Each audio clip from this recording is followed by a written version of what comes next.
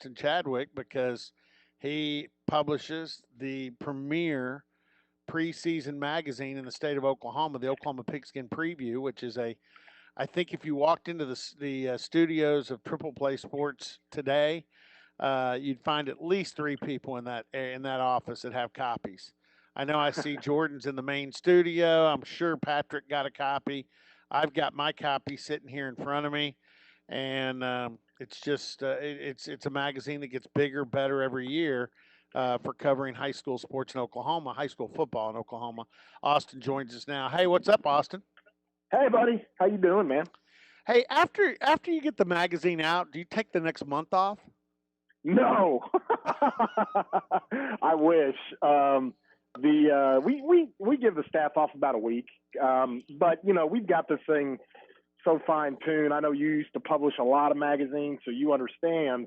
Man. We don't try to kill ourselves the week of press. We try to have everything done ahead of time, but because we know we got a whole bunch of stuff that we've got to get done. We do so many properties for high schools and do so many different things as That's far true. as programs for high schools, tickets, things like that. So we got to get running automatically right after the Pigskin Preview, and then when we get it back, we got to go get it distributed and all that stuff. So it's the labor of love. Well, I've been out checking out high school games, some up in Tulsa. I was at the Jinx Bixby game. I was over at Booker T. Washington to see them play in Del City that night and split Yep. my time. And I've seen Santa Fe. I've seen Norman. I've seen Stillwater. I'm trying to think who else I've seen. Oh, last week I went to Choctaw and saw them play Van Buren, Arkansas, and Oh yeah. then drove a few miles over and caught the second half of Jones and Luther. So, but then this Friday with the college game and the college assignment, and I get tested with the staff on Friday, and Doc Ivan from OSU said, "What are you going to do Friday night?" I said, "Well, I've been going to high school games and doing some of that." And he goes, "No, no, go home, stay home. Don't leave again until you come to the stadium because we test Mm-hmm. you, and we don't want you to go get COVID-19 between the time we test you and the time you show up for the game on Saturday." So yeah, I'm looking forward to. But Thursday nights, I can go to Thursday night games. I just want a lot of offerings. Hey, I Right. am sending Marshall Levinson from our staff.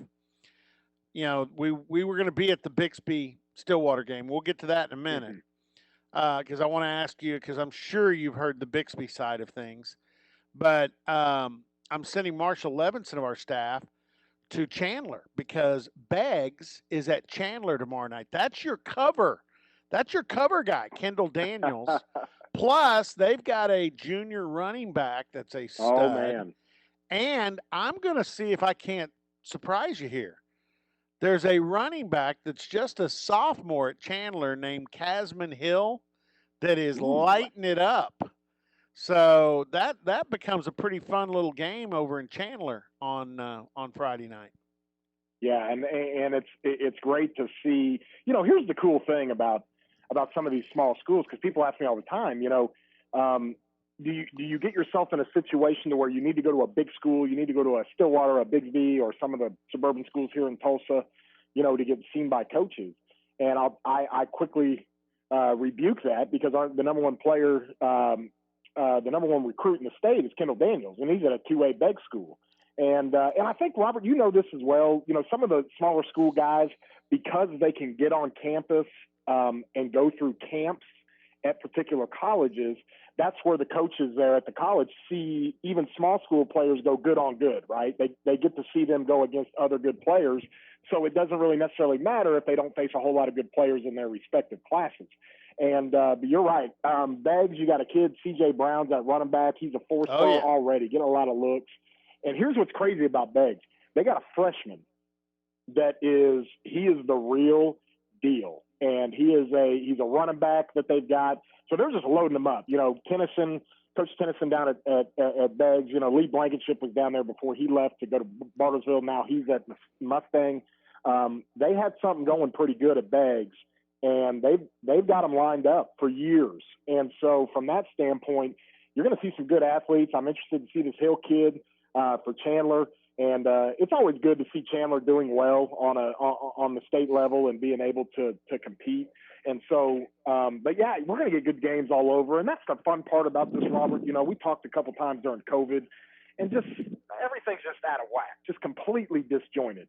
But Yeah. now that we actually get regular football, we get games, everybody's doing the best they can. You're seeing some postponements and cancellations. That's okay. We're still chugging along, and we get games. And even at the college level with TU and OSU, I think you're okay and I'm okay. As long as we don't cancel the game and we can play it this weekend, we're fine with that. And the fact that we get ball on Saturday is going to be a great thing.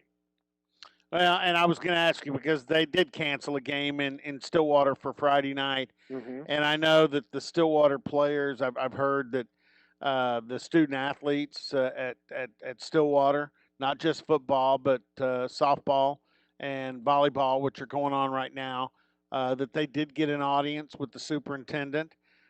They did get a chance to express their displeasure with not. And you know, the athletes even said, look, if we have to play in front of empty stands and you can't have anybody there to safeguard it for the spectators, fine. But Stillwater football, as far as I know, had no COVID-19 cases working. Right. And while Stillwater football is losing a premier non-conference game or non-district game with Bixby, which a lot of people couldn't wait because it's a rematch of the last two state championships in 6A2.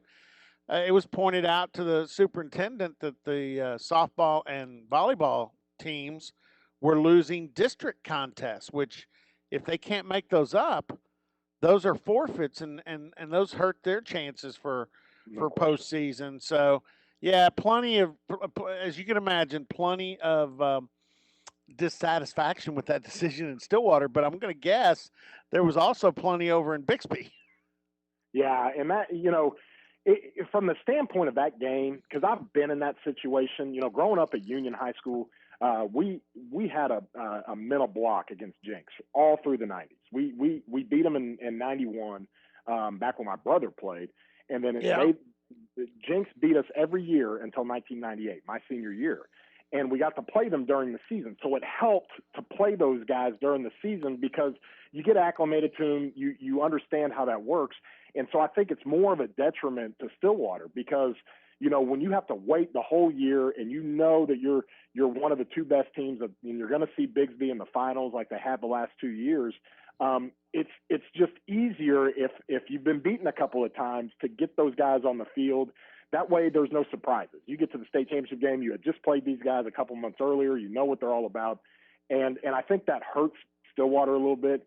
And I keep going back to this. You know, Bigsby, you know what happened there, and you and I talked about it the other day when we got on the phone, but, you know, Bigsby was not supposed to be in 6A2 this year. They're growing so fast. They were supposed to be in 6A1. But when the ADM came out last year, Enid had kind of an influx of families come in. Some of the oil stuff and rigs and things around Enid were going really good, so they had some move-ins. And it was kind of a snafu how Enid ended up having a higher ADM attendance in high school than Bigsby because Enid was supposed to drop, Bigsby was supposed to go up. So now Bigsby is in 6A2 for this year and next year. And I think it's unfortunate because Stillwater deserves a state championship. And from that standpoint, they've had last year was the best team, I would argue, in the history of the high school. And in any other year they're winning a state championship. And obviously they go up against one of the best teams Bigsby's ever had. And so from that standpoint, it's unfortunate because if Stillwater's gonna win it, and they're really the only team that can compete with Bigsby in 6A2 this year, you really kind of pull hard for the Pioneers because they've earned it and they've been there. And Tucker Barnard has developed a phenomenal program. A lot of kids going through there, a lot of good, talented kids going through there, and so it'll be interesting to see. I wish we could have the game, of course, this weekend, but you know, those two teams know they're going to hook up come December, and it should be a lot of fun. And I want to move on to the game Saturday, the Oklahoma State and Tulsa matchup. But we had Charlie Johnson on earlier this week, and again, former OSU and NFL offensive lineman, and he's coaching the offensive line now at Stillwater for Tucker.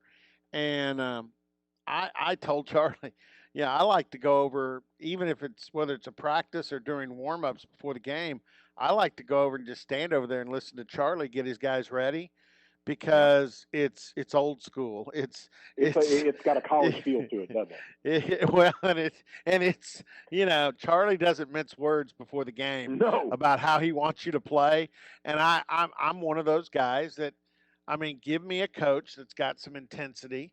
Doesn't have to be, and Charlie's not a screamer and a yeller, but when he tells you, son, this is what I need you to do, it's beautiful the way it comes Yeah. out. And if you're going to have a successful O line, you got to have that. And to be real honest, Stillwater had a really good offensive line 2 years ago. You remember? They got another one last this year. Last year they were a little younger, and now that they've developed, they've got one of the better O lines in the state, and they're just churning out guys. And it doesn't have to be high end Andrew Rain guys going to OU. It could be 3 or 4 UCO Division II 1AA caliber guys, and when you're pumping those guys out collectively as a unit, you're going to be really good in high school. And so what Charlie's done, I mean, I'm with you. There's a handful of offensive line coaches at the high school level in Oklahoma that you pay attention to, guys that are clear cut. These are guys that could coach in college and you wouldn't even bat an eye. Charlie's one of them. And So from that standpoint, they got a good one there, and Tucker probably going to try to keep Charlie as long as he can. No, I mean he went, and Mike Gundy has talked to Mike. Coach Charlie was a senior. Mike Gundy's first year as head coach, and right. Gundy, Charlie had been a tight end up until then, and Gundy always felt he'd be a better tackle, and so that last year, Gundy moved him to tackle. And at first, as you can imagine, every offensive lineman thinks he should be a tight end. Right. Because hey, I got good hands. There's only so few of us. That was yes. my story. I moved from tight end to tackle, and generally true. you bring with you good feet and athleticism and some length, and Charlie obviously parlayed that into a pretty absolutely. good career. Yeah, he'll tell you now. He owes a lot to Gundy, but Mike Gundy has told Charlie. He said, if you ever want to make the commitment to. But Charlie's got young kids, so he doesn't really want to be on the road recruiting like you have to as a college coach. Right. And so it's perfect for him. Also, Charlie took care of his money from the NFL, so he's done quite he's well okay. there. Yeah, he's going to be fine. No, he's doing fine. Just recently had the reunion for his Super Bowl win with Peyton and the Colts. All right, you said something to me on the phone the other day that. You know what? I was feeling really lousy about the game being pushed back a week, but you really with enthusiasm said you didn't think Tulsa was ready to play, and that Oklahoma State really did a service for Tulsa and for those kids to give them a chance to not necessarily get ready to go win the game per se, but just to get ready where they were in better position to play a football game. No question. And that was, here's the thing. And for people that understand and have to figure out exactly what had happened in that particular situation with Tulsa, before your first game, you get about 27, 28 practices in. And that's kind of protocol for every year, every program. You want to get close to 30 practices before your first game. By that point, you're ready to go. You're firing on all cylinders. You've installed everything you need to install, and you're ready to play a season. The problem Tulsa had is their administration kind of went a little bit too cautious. Where every other school that's playing D1 football in the country, if you have a case or a handful of COVID cases, you basically go through protocol, you quarantine those guys, and you keep practicing. Well, TU would get orders from the administration, hey, we're shutting down the whole program.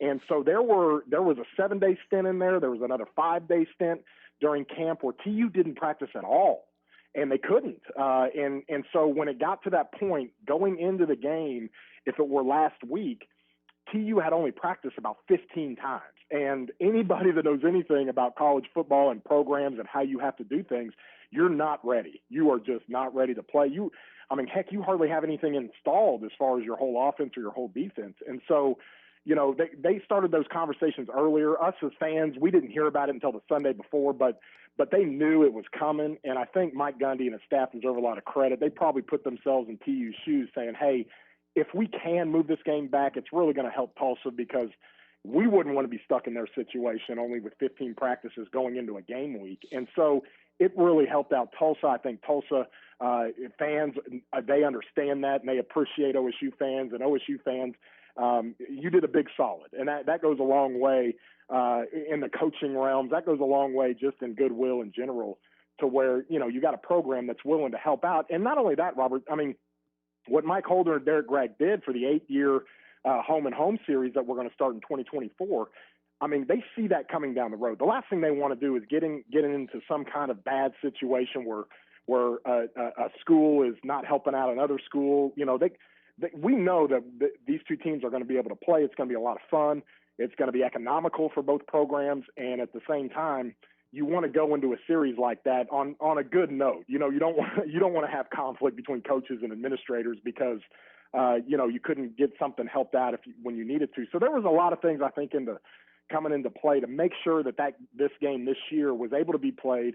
And again, OSU doing a big favor to TU and allowing them to be ready for the game. And I think that's what OSU wants. They don't want to play a team that hadn't been able to practice and is not ready. And so I think more than anything, it was interesting. I was on radio yesterday, and here's the deal about this game as we get into it. Both these teams, compared to last year when the game was over here in Tulsa, both these teams are, I think, in my opinion, considerably better. Now, OSU is legit top 15. I mean, they got a chance to really make some noise. And Tulsa is obviously, with all the guys that they returned, they're going to be a lot better. They lost 5 games by 7 points or less last year. They went 4-8. They were competitive in every game that they played, except for the second half of OSU. And from that standpoint, I think we're going to get better football overall. You're going to get two teams that are more mature, that understand, and that are definitely firing on more cylinders and better than they were respective to last year. And so I just think it's going to make for a good game. Tulsa's in a position to be a lot better this year. And so from that standpoint, it should be a lot of fun. I mean, it's going to be a high-end game as far as if OSU is looking at their non-conference compared to everybody else that's been played. TU is going to be one of the better, if not the best, non-conference game that any of the Big 12 teams have played, because TU has got a chance to go on and have a winning record this season in a tough conference in the American and be a bowl team. And I think OSU might need that game come the end of the season when they're trying to jockey for positions. And that's the thing with OSU fans. Regardless of what happens Saturday, if you guys can get a win, then you want Tulsa to go win every game they play. Absolutely. So from that standpoint, yep.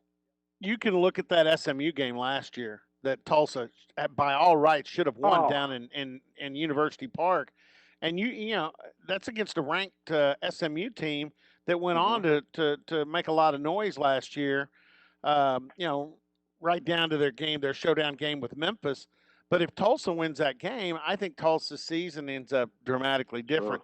Sure. And it was the same thing against Memphis too. They missed that field goal at the end of the game to beat Memphis. That was only a 32-yarder. Yeah. It was heartbreaking. But that's the team that won the American. As far as this, right? So all right. Looking at this matchup wise, okay. When you talk about who Tulsa returns, they returned a starting quarterback for the first time since 2016. That's a big deal with Zach Smith. But then Brooks and Taylor in the backfield and Stokes and Crawford, and then the offensive line's veteran. A lot of people forget to talk about James Palmer. I think he's a quality tight end. Oh, so, yeah, we love James. You've got all that. And then Oklahoma State, which let's be honest here, the Big 12 still takes knocks for defense, and Oklahoma State.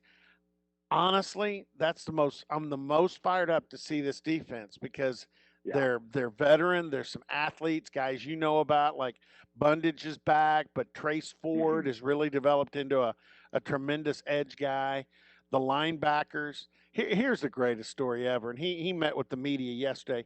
Malcolm Rodriguez out of Wagner was a stud, and he had 2 offers, Wyoming and NEO.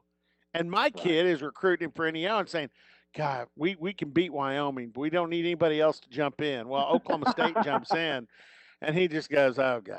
He goes, Dad, I'm telling you right now, Oklahoma State just got the best high school player in Oklahoma for this year Yeah, in this he was class. really He good. had no stars. He had no stars. He was not Right. rated by the recruiting people.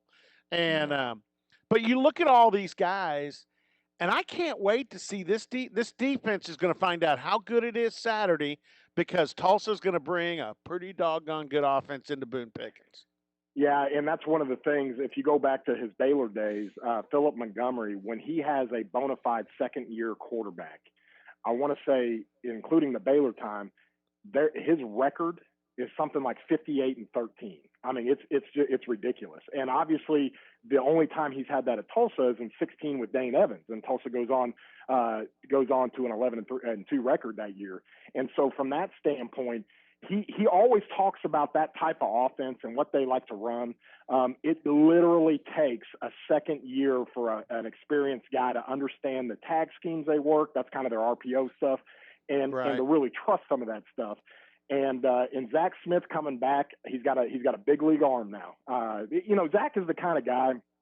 And for OSU fans that may not remember, I can't remember if he actually was hurt or played in that game against OSU a handful of years ago when he was at Baylor. He goes up against OU and throws for 400 yards. I mean, this guy's got a legit arm. And if he was the quarterback at OSU, maybe a backup quarterback or something, people wouldn't bat an eye because he's got that kind of talent. And so from that standpoint, it's going to be a great test for Oklahoma State's defense because Tulsa's bringing back their whole offense. And from that standpoint, if they can be efficient enough in the passing game and get the timing down, and Zach is humming along pretty good, then it's going to be a great test because OSU just can't load the box and stop the run. You're going to have to go beat guys up front with your front six or front seven, and then the next thing you know, it creates a great challenge for OSU, and honestly, it's a great primer to get ready for conference play. All right, if this segment were a bank account, I'm overdrawn. They're telling me to go to break, but I got to ask you real quick the matchup with Tulsa's defense because their new defensive coordinator's got to be looking over there going, really, really, yeah, really. It is. The only thing, and Tulsa's defense, it's a lot like their offense. They return a lot of guys, and it's the key to Tulsa's defense this year is that they're going to get a corner back that was our best corner coming into the season last year. He tore up his shoulder. His name's Caleb Evans. Right. And so we all know about Allie Green. He's the big kid. He's 6'3", 210. He's a big physical corner. And now adding a Caleb Evans to that, Tulsa, when they line up, and you'll see it on the field, Robert, they're very long. They per starter. Well, Zaven Collins. Oh, yeah. Zaven's he's a grown man out there. But their safeties go 6'4", 6'3". Their corners go 6'2", 6'3". And as a team, man for man, they are the second tallest team in the country behind Clemson. I mean, so they have a lot of length. And so from that standpoint, the defense is going to be very good this year. Jackson Player is a kid to watch. If the only way I think Tulsa sees that they've got a chance to make some noise defensively is you take OSU's got some veteran guys up front, but there's a couple of young guys. And if Tulsa can get into those guys on the offensive line and kind of make it a little bit tougher for Chuba to get out in space, then that gives at least Tulsa a chance to slow down OSU. But if they line up and some of these guys are able to open up holes for Chuba, it's going to be a long day for Tulsa's defense. But watch Jackson Player. He's the nose for Tulsa. The kid he had 12 tackles for losses last year in the first 4 games. I mean, he was just everywhere. And then he got a knee injury, had to come back from meniscus and played at the end of the year. So he's healthy and ready to go. He's shorter stature. He's 6'1". He's the shortest guy on the defense. But he's very quick. He's a menace up front. And so watch him as he goes up against the center and the 2 guards for Oklahoma State. It'll be interesting to see that matchup. All right, we got to get out of here. I could do this all day with Austin Chadwick. Hey, by the way, Oklahoma State's got a nose coming in. I went out preseason to Thomas to check out Aiden Kelly. Oh my goodness. That kid, if he were at Jinx or Union, he would have 5 stars and 80 offers. Yeah, he's special. I remember seeing that kid up close at our photo shoot in Oklahoma City, and I was like, I haven't seen a kid from Thomas look like this ever. And I'm just like, you got to be kidding me. Where did you come from? You know, what did you Oh. grow on a tree over there? What happened? And so it is. He's a special player. OSU fans, if you're out in Western Oklahoma anytime, or you get a chance to see Thomas hook up, or maybe in the playoffs or something, you watch this kid play, because he's a good one. He's a good-looking kid, and he's a legit. If he's in a big program, you're right, Robert. He's a 4-star guy easily. And so from that standpoint, that's a good one to watch out for. All right. Hey, Austin, appreciate it. I'll see you on Saturday. Okay, buddy. All right. Austin Chadwick from Oklahoma Pigskin Preview. And